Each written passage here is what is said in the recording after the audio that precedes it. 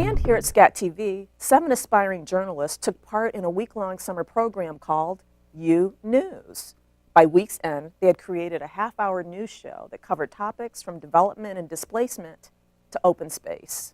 I watch the news and spend a lot of time reading the news, and I care about a lot of political issues, and I know from my experience working with young people that they care about those issues too, and that they're often not given an opportunity or a platform to talk about that stuff. And you know, the news is not generally made for kids, and it's definitely not made by kids.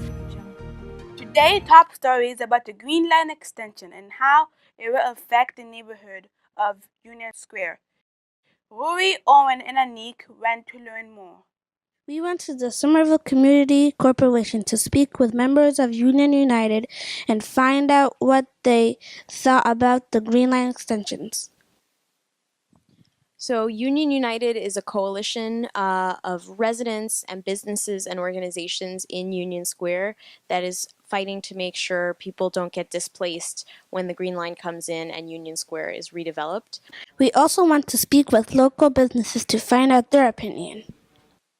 How can the Green Line extensions affect your business and your restaurants? I think that's a good question. I think it will affect us by bringing in more customers that don't drive. It'll be easily accessible for them to get here. I worked on that there's less houses and GLX, and people are taking other people's stores, and the other people have to go far away, and then they have to leave their stores behind and they have to make new stores. It made me think that they shouldn't do that because some people have like Portuguese and Spanish stores and people want to keep that, but then they'll have to move their stores farther and people might not be able to drive all the way there. For the most part, they really were interested in stuff that was in the public interest, and really the main difference was just it's their perspective as opposed to, well, and their, you know, their ability to get other people's perspective as opposed to just adults kind of talking about it without them. I worked on the clothing pantry where we went to the cutting school so you can learn more about how the homeless and people who are nearly homeless get their clothes.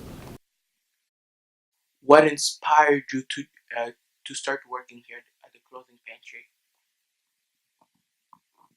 Well, I think it's a great program that we have here because we have families coming from Central America, most of them, and they are new to the country and new to the weather, and when they come here, they have no income, and so we help them a lot with the clothing pantry. Once I've done this camp, and I think I see things differently because when I'm outside and I can see more of what's happening and get more of the sense, get more of the sense and the feeling of how people do things.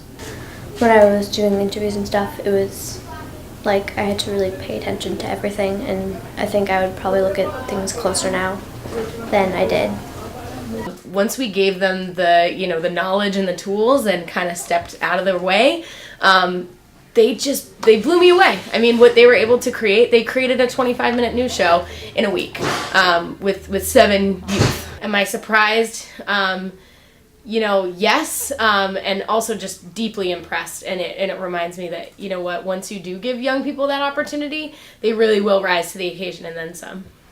To watch the entire Villain News Network show, visit the SCATV website at scatvsomerville.org and check out the programming schedule, or just watch on demand.